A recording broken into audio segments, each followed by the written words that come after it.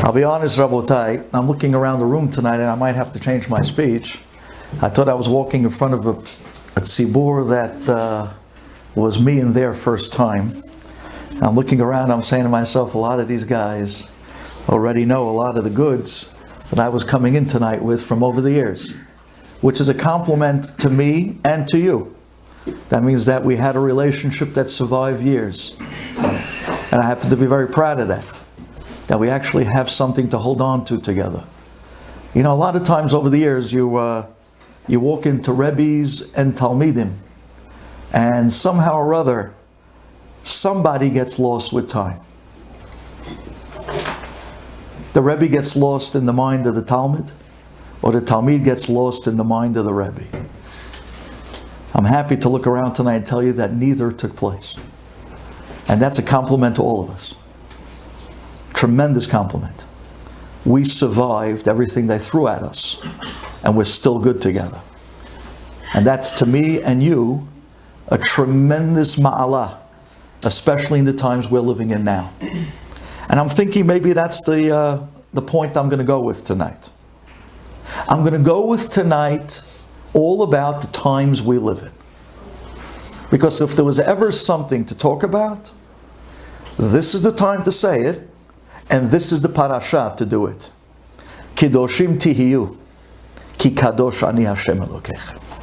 A concept that so many forgot about. Kidoshim tihiyu. Going back to those golden years in the good days of yeshiva, it was always this parasha that the rabbis would jump in quick and they would grab the opportunity to scream the shmooze. Now I'll tell you the honest truth. I speak twice a week at Night Live, Tuesdays and Thursdays. It started in COVID. It's not my doing. But the system we always ran was that Tuesday night is the shmooze and Thursday night is the shiur. Now Shamayim, it's amazing how this worked out. Because this past week, Tuesday night, I happened to have given a shiur, not a shmooze. Because I'm realizing that Borei Olam already was setting me up tonight to be able to give the shmooze on Thursday, because that's the crowd. Rabotai, open your hearts. Kidoshim tihiyu. Hashem says, I want you to be kadosh. Ki kadosh ani Hashem Elokechem. Emulate me. Do you know what it means when a God looks at a human being and says, emulate me? Isn't that a little bit of a tall order? I mean, you're God. You want me to emulate you? You want me to be like you? I mean, you're Borei Olam. You're the epitome of holiness. I'm just a regular basar vadam. How am I to emulate you? Says Borei Olam, because that's the way we're going to have a relationship. I want to tell you something fascinating. In physical terms of this world, we measure distance, or rather we measure closeness by distance. How close do you think I am between me and him? I would say what? 2.5 feet? So we measured how close I am to him by the distance between me and him. That's the way you measure physical things to find out if they're close or not. What's the distance between them? In spirituality, closeness is not measured by distance. Closeness is measured by a likeness, similarity. The more you're similar to something in spirituality, the closer you are. The more similar you are to God, the closer you are to Him. The more godly of a person you are, the closer you are to Borei Olam. So when He tells us in this week's parasha, be like me, be kadosh, what He's really saying is, I want a closeness. I want you to be like me, hence, I want you to be close to me. I want to have with you a minute-to-minute relationship. And I want that relationship to be real. And I want it to be a lifetime that you'll be so close to me that you'll live a lifetime of godliness. That's an amazing idea. That means that we have potential to be something much bigger than anybody here in this room gave himself credit for. You can be a godly person. You can be head and shoulders above the rest. You can be the eagle amongst the chickens. And that's what you were meant to be. And you know what's funny? What's funny is the Goyim know this. The Goyim out there, they know this. They see a Jew, right away they expect better. They don't expect the regular. They don't expect the typical. They don't expect you to be vanilla pudding. They don't expect you to be just another guy. They expect you to be something special because you're a Jew. It's amazing. The Goyim know that we're bigger and maybe more special, and therefore they expect it. It's funny how the Goyim know it about us, but we need it to be reminded within ourselves. They know we're something. It's us that needs to be reminded that we're not ordinary, and therefore pick yourself up and do something with yourself. We're not getting younger. Guys, look at me. This isn't the face you saw in 12th grade. This is not the color beard you saw in 12th grade. That's for sure. Years have gone by, and a lot of good has happened. And bli ayin hara, married you became, families you're bringing up, wonderful children. Time isn't stopping for anybody. But the question is, from then till now, what do we have to show? Where's the godliness? Show me your godliness. Show me what you have. Show me the Masechtot. Show me the accomplishments. Show me Klal Yisrael in the vision of your eyes and what you're doing about it to go places with it. See, that's the calling of this week. The calling is stop settling for humanness. That's not the plan I had for you. I had a much bigger plan for you, says Borei Olam. And frankly stated, I had a much bigger plan for you as a Rebbe. I want to see Gadlut there with you guys. We had a tremendous year in the years that we spent together. I'm not just referring to the trips, and I'm not just referring to the things we did in school that many prior classes never got to do, but we're on camera, so I'm going to leave that just there. V'hamevin yavin. But I'm talking about even the inside, in-house chatter of talk that we want to be able to go out and become something. Don't you dare lose that, because that defines you. And the minute you let go of that, you become like vanilla pudding. You become ordinary. There's no such thing as being ordinary and Jewish at the same time. It just doesn't go together. You need to know who you are. Screams Borei Olam, Kidoshim tihiyu, Ki kadosh ani Hashem Elokechem. I demand you to be holy. You know why? Because says Borei Olam, you were meant to be an image of me. You were meant to reflect me. And if that's the case, if you believe, says God, that you reflect Hashem, then that means that your abilities is godly. And therefore you don't give yourself credit for what you really could be doing. And you don't give yourself credit for what you should be doing. Because you don't believe in yourself. Because you don't think you're godly. But then God looks you in the eye and says, but I told you you're like me. What are you missing? What are you missing? There's only one thing that we're missing in this world. And that is the choice to want. That's it. You choose, you want, you'll get it. Because the minute you tap into the insides and find the godliness inside, all of a sudden you start doing things that you never thought was possible.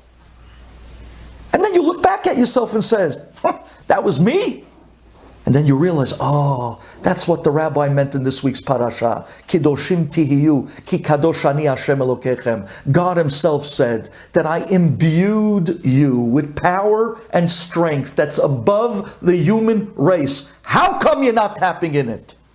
Tap into it. You have this unbelievable power source. Believe it's there. And once you believe it's there, now it's at your disposal. What a message of this week's parasha. What a calling to wake up guys that are 10 years out of high school and asking themselves if life went stagnant. Life didn't go stagnant. It was our dreams that went stagnant. Life is still waiting for those dreams to come back and to start wanting the big stuff again. You remember Yalkut Yosef? You remember him? Did you finish Yalkut Yosef? No? We nicknamed you Yalkut Yosef. What could we have done more than literally gave you the name of the book? I mean, my gosh. Go back to the dreams, Rabotai.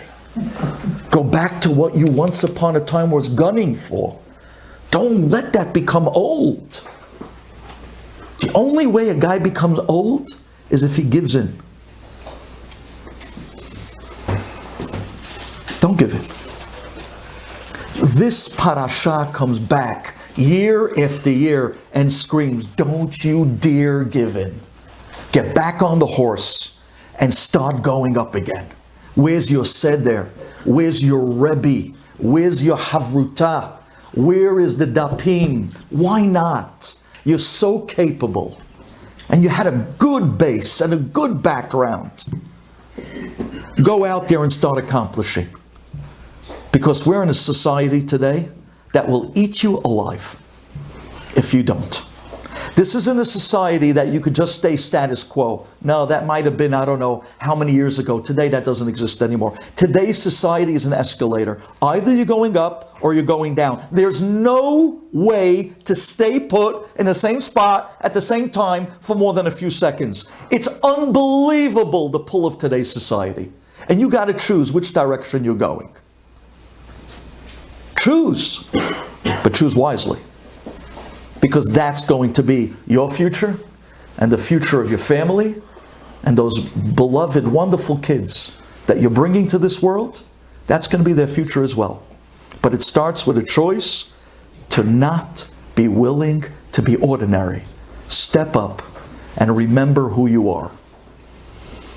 My wife today showed me this little clip of a video of this crowd of 1,000 people with some guy saying Kaddish for this guy that was killed that started all the BLM riots. They were saying Kaddish.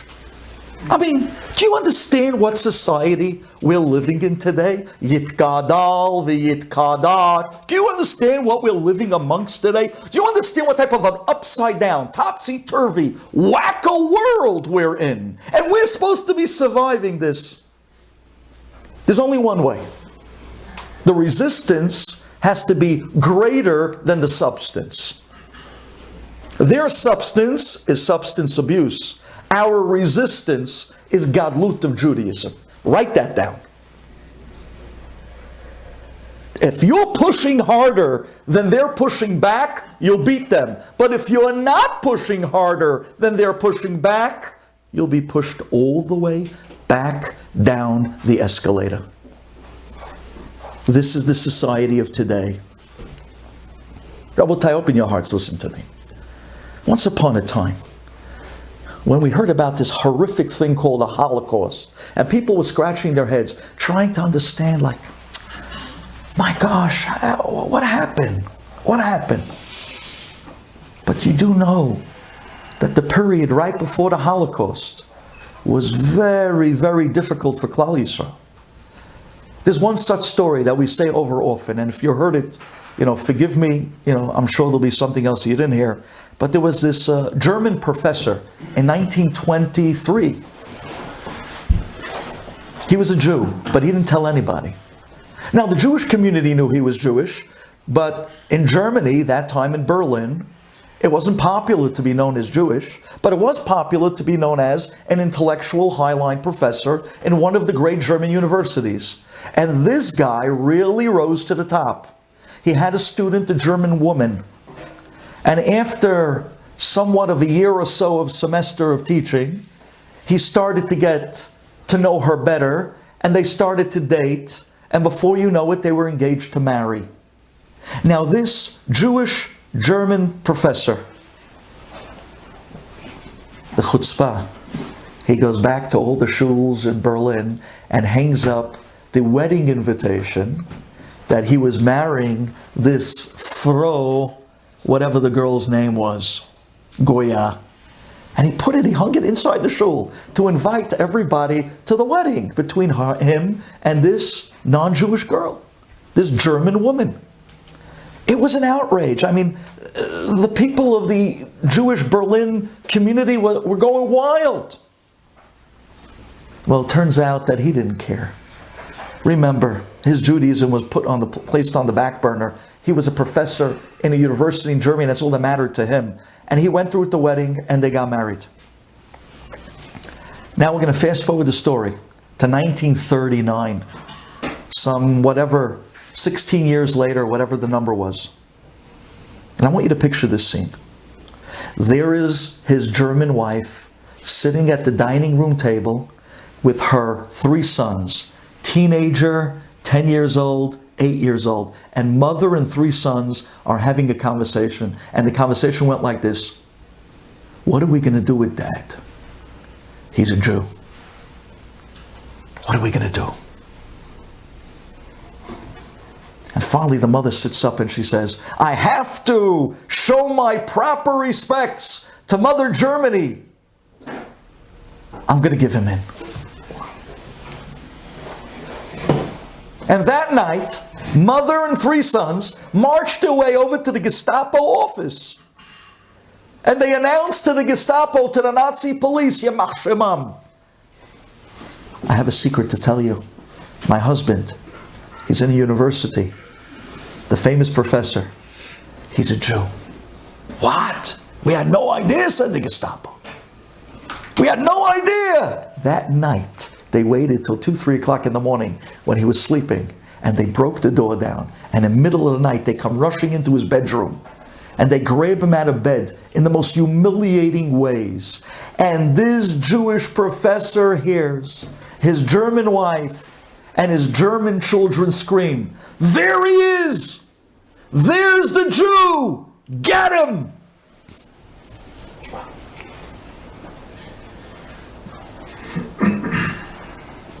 And they schlepped him out in his pajamas while the university professor was screaming, you have a mistake!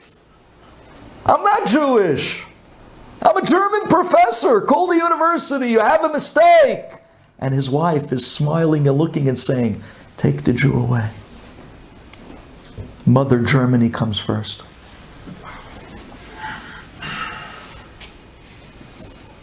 You know, Reb Chaim Volozhiner was known to say, one of the most powerful lines that you'll ever hear in your life. The great Reb Chaim Volozhiner, the student of the Vilna Gaon, the father of the Volozhin Yeshiva, which later on is the grandfather of the yeshiva world. Listen to this line, you'll never forget it. He said the following, if the Jew doesn't make Kiddush, the Goy will always make Havdalah.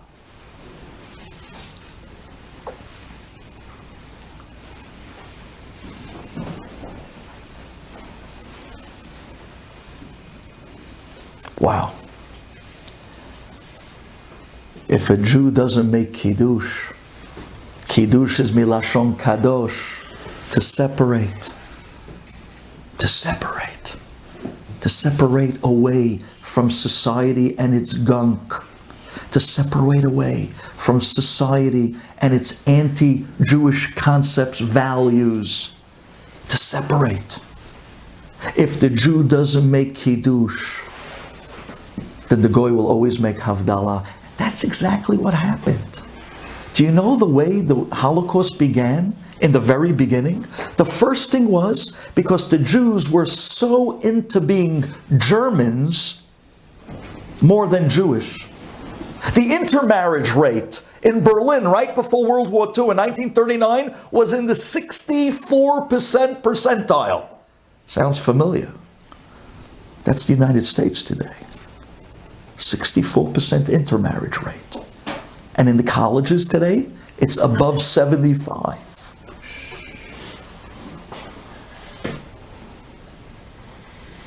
In Berlin, the intermarriage rate was so high. In Europe, with the Haskalah movement, the intermarriage rate was so high that Jews were literally throwing themselves to be part of the Goyim. And you know what the first thing that happened, even before the death camps, even before the concentration camps, the first thing the Nazis did was, you want to be so a part of us? Ghettos. Because the Jew tried to mix. What did the Goy do? Havdalah. They separate them into small ghettos. Now you're only with Jews. To remind you that you were supposed to separate Leman Hashem, Leman Torah, and instead you tried to be like the Goy. I'm going to have the Goy come back and remind you that you're a Jew. So what did the first thing the Goyim did?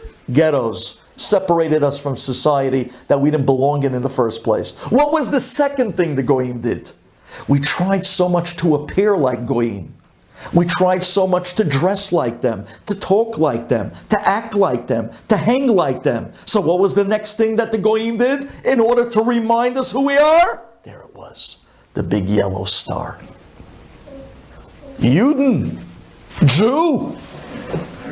Remember who you are. Know your place. This wasn't them. Don't think for 1 second that was Hashem. Hashem was reminding the Jew, you're a Jew. You forgot who you are. You dropped your values. You traded in your incredible quality for 10 cents on the dollar. I got to wake you up. I got to remind you, you're kadosh. Because when the Jew doesn't make kiddush, I'm going to have the Goy remind you, the Goy is going to make havdalah.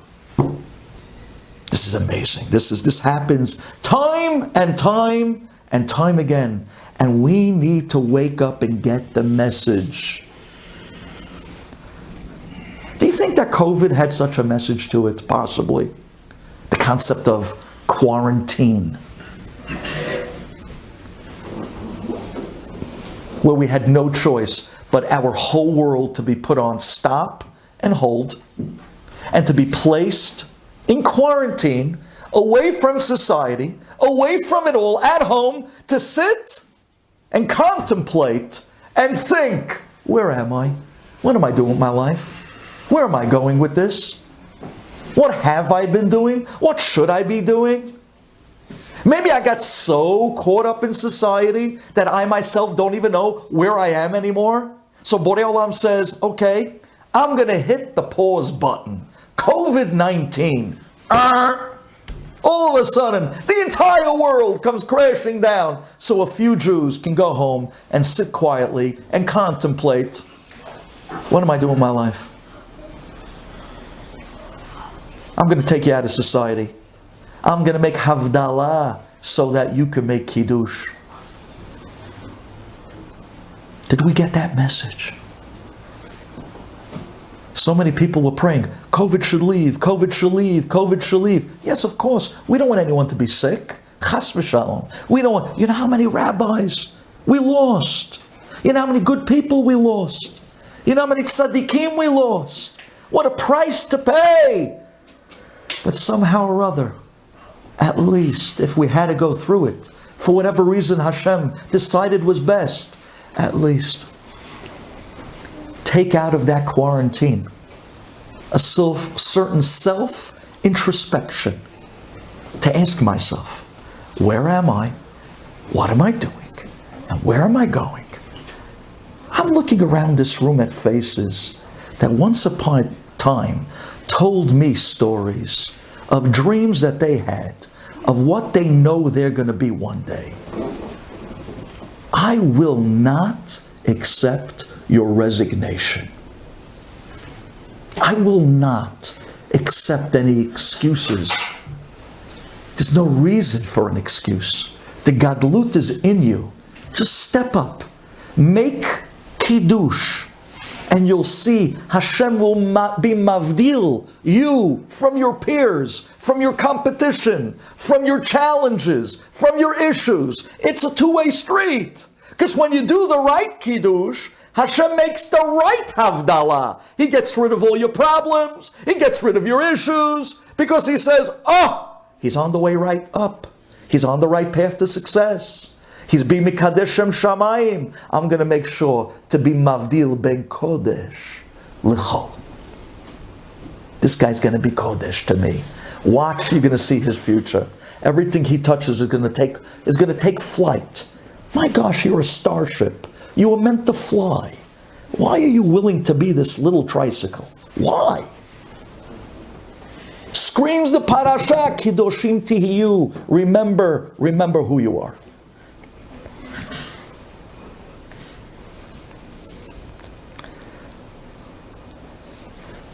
The great Rabbi Reb Matityahu Solomon, Shalita Me'ah Ve'esrim, the Mashgiach of Lakewood, New Jersey, is one of Gidolei Hador today. Do you know he said something fantastic? I mean, he said so much. But I remembered one thing that's said over in his name constantly. We lost more Jews to the love of America than we lost to the gas chambers of the Nazis. Do the math.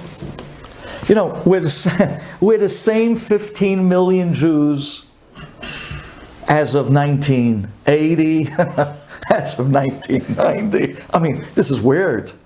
We have big families. We're a minivan people. We don't have 2.1 children with a dog. I mean, that's not us. We're minivan people. We have Bli Ayin Hara, Shisha B'Keres Achat. Bli Ayin Hara, we have big families. Our numbers should be, wow, off the charts. And yet, our numbers are not increasing. You know why?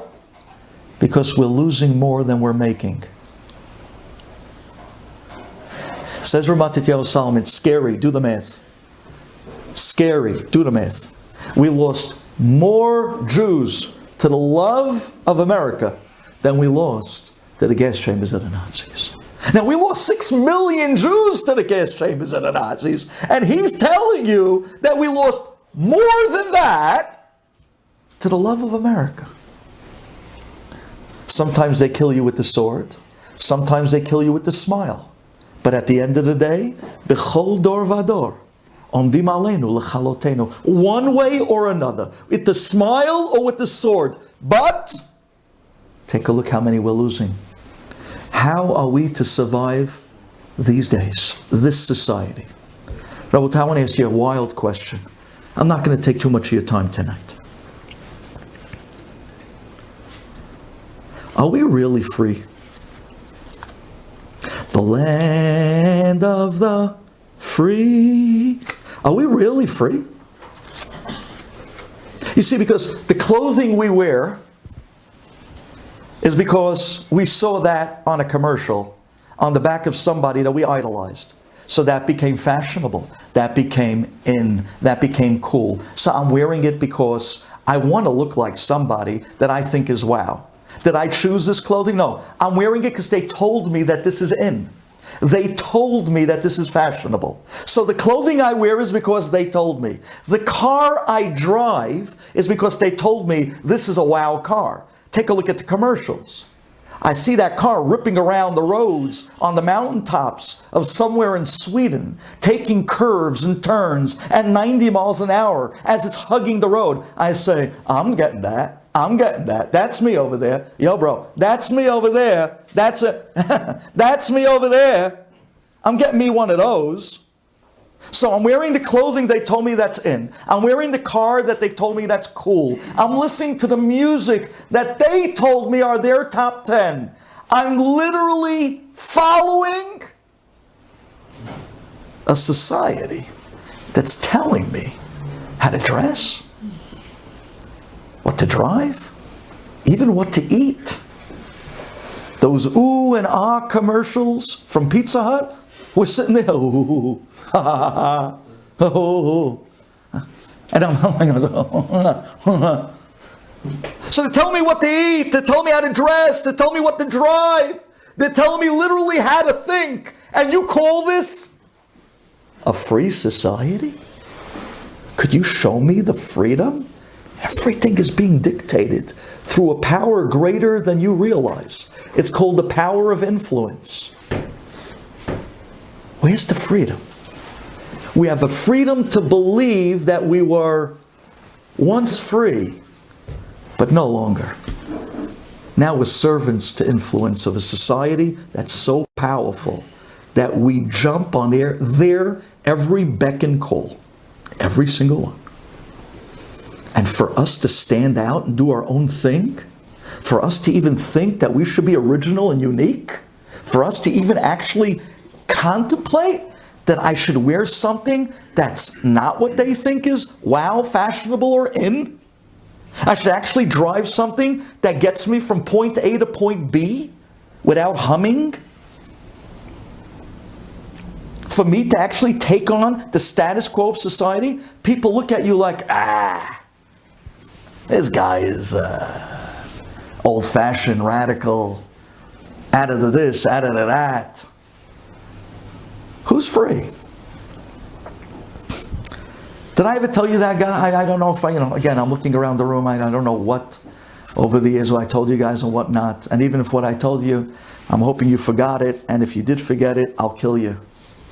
I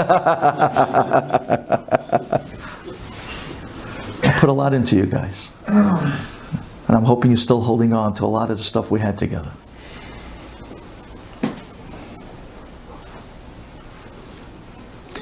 So stop me if you heard this. That's a joke, by the way. We're on camera. So there was a bear in Bear Mountains. And he was walking around through the winter and he was hungry. Bears generally hibernate in the winter. That means they sleep. Ora Torah, hello? That means they sleep. So they used to sleep in the winter. But this bear was so hungry he couldn't sleep. His stomach was growling and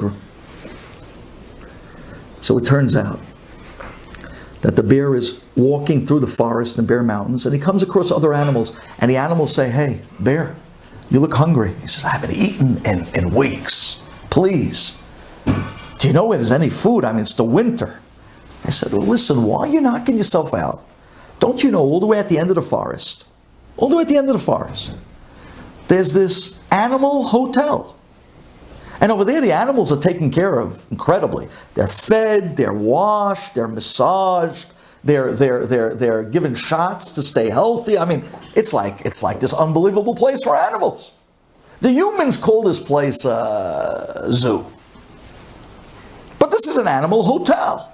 And all you got to do is just sit in your room and smile when people walk by and wave. That's all you got to do. And they'll feed you, and they'll wash you down, and they'll clean you, and they'll take care of you, and they'll take care of they'll even clean up your cage."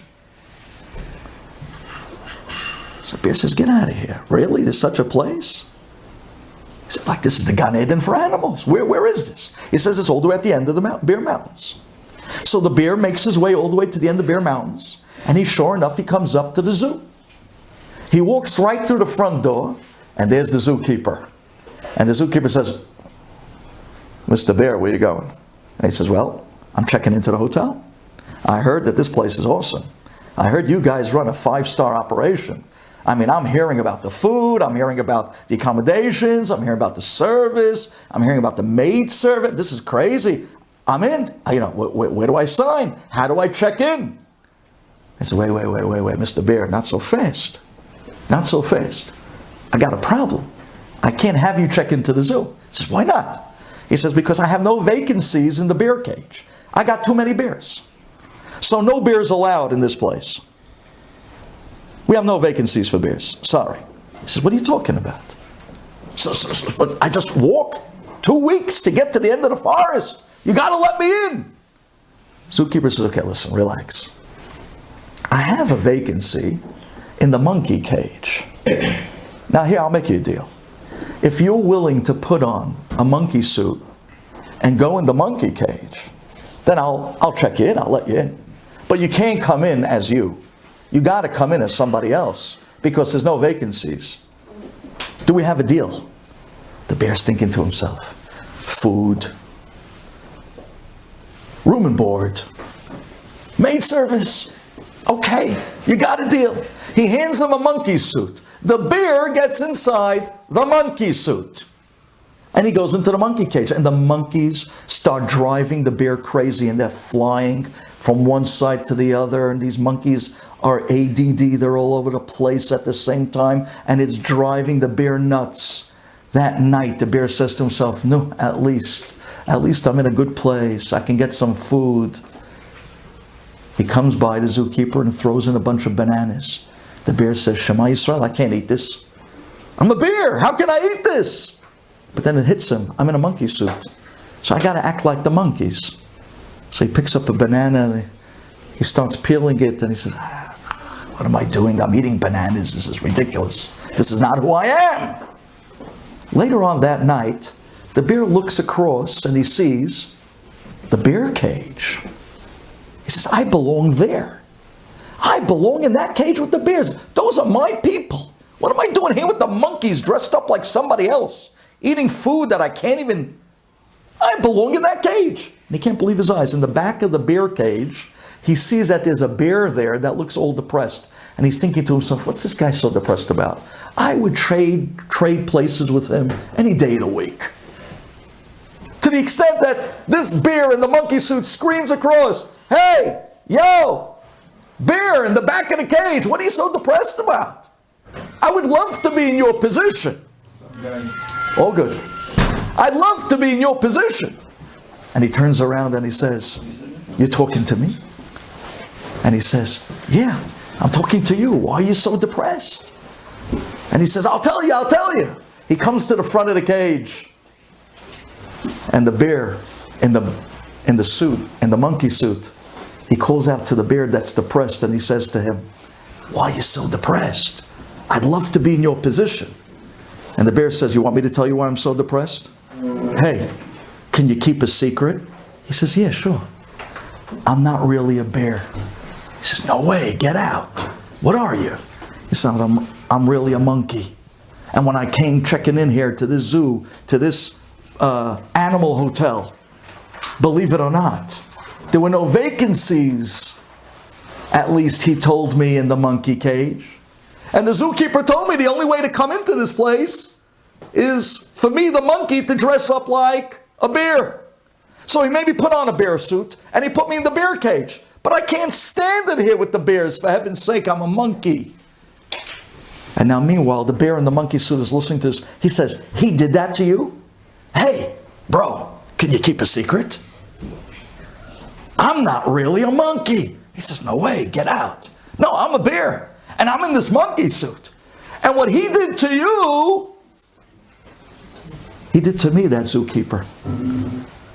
And now the monkey's in the bear suit, looking at the bear in the monkey suit, and they're looking at each other like, how did this happen? This zookeeper is Mejnun.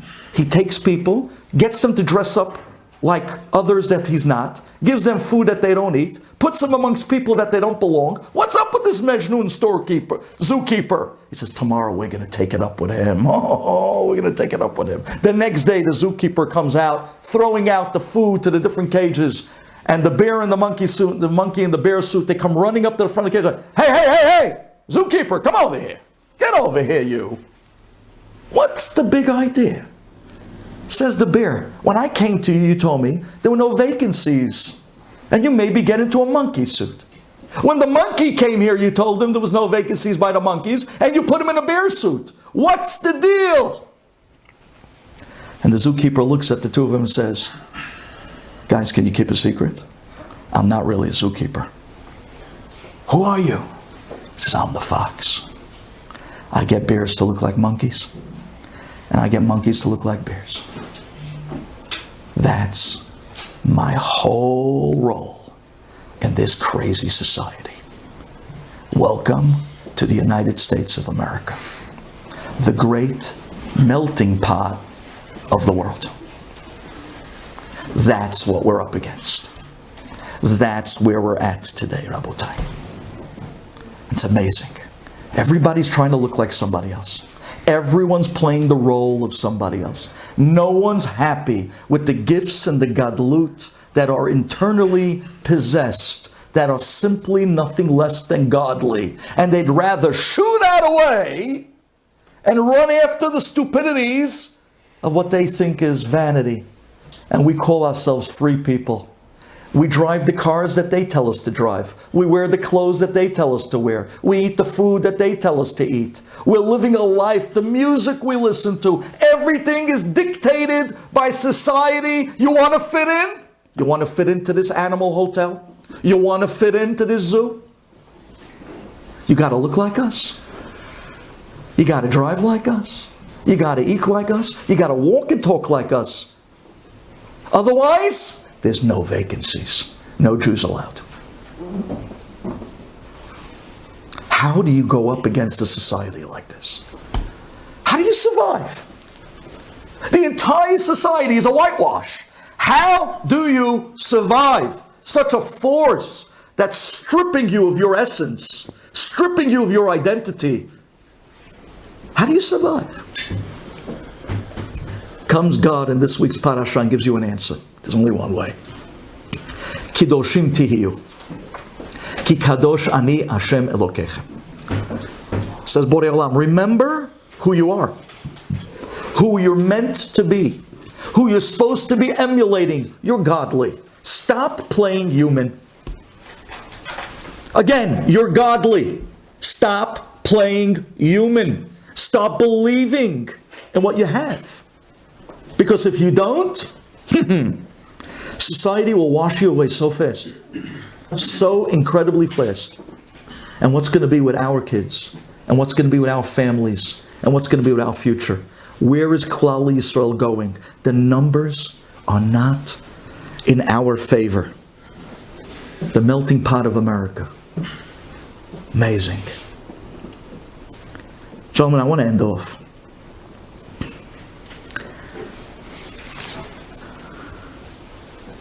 About 18 years ago, I'm coming out of Har Lebanon one Wednesday night. On those Wednesday nights, once upon a time, where we had those classes, Lifnei Am Ve'eda. And it was late, and I was still living in Lakewood in those days. It was before the accident. As many of you guys remember, I was your Rebbe the year of the accident, as I know you remember. And I'm driving down Ocean Parkway on my way back to the Belt to pick up the Verrazano, to go back to Lakewood, and it's after 11 p.m. And I come up to a red light. I'll never forget. It was the corner of V and Ocean Parkway. And I'm standing by the red light, and it is quiet. I'm talking crickets. It is quiet.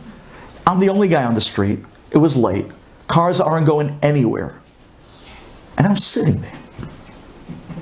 I turn to my right, and I see right there on the corner of V and Ocean Parkway, there must have been about 30 kids.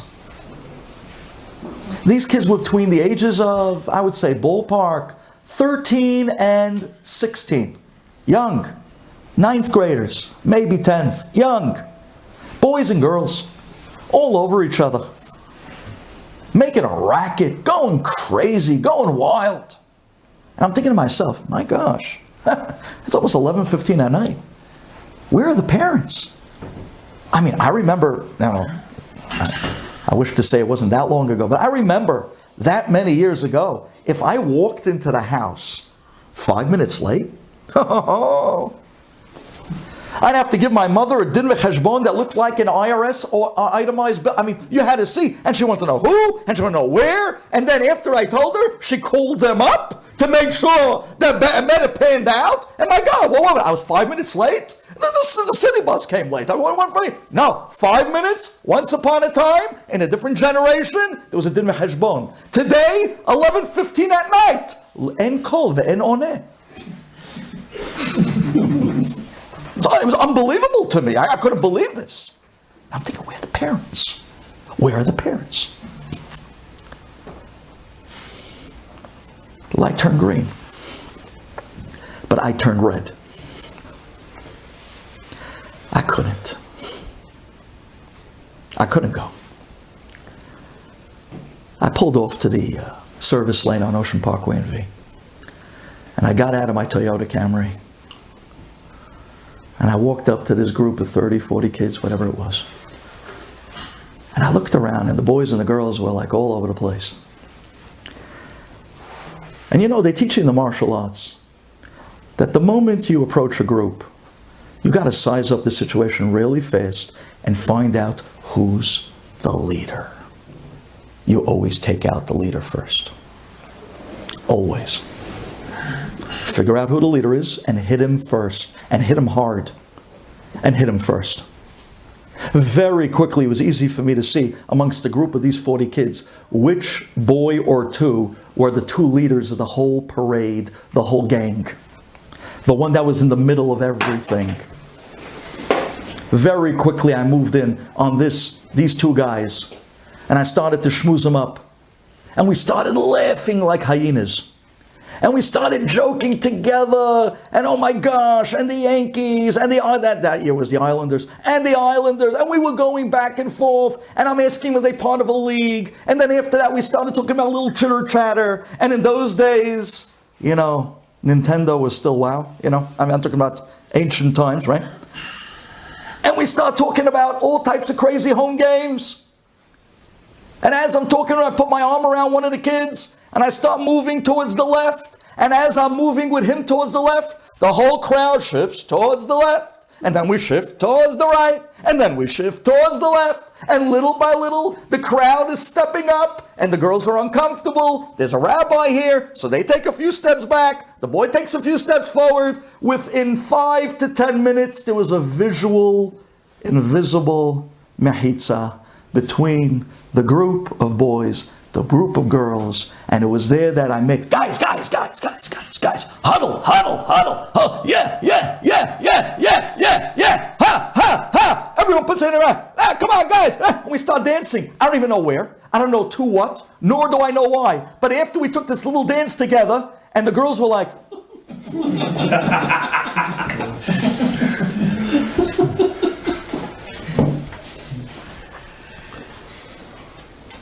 I said, guys, in the huddle, of course, because this was a private conversation on the Vienna Ocean Parkway. I said, guys, are you hungry? I said, yeah, Rabbi, we're hungry. You guys in the mood for kosher delight? Aliyah Shalom? He said, yeah. I said, on me. Let's go. You hungry? Yeah, let's go. Don't worry, it's on me. One swipe of Amex and it's all over. Come on, let's do this like men. You serious? Yeah. I'm telling you, it looked like Ringling Brothers and Barnum Bailey Circus. I was able to fit close to 20 boys. Adayom, I know I was a nest. It was like one of those nests in the Bet HaMikdash, it was like, I don't know how we fit 20 guys with me in a Toyota Camry. And we didn't even use the trunk. I mean, that was wow. And I screeched off, and the girls were like,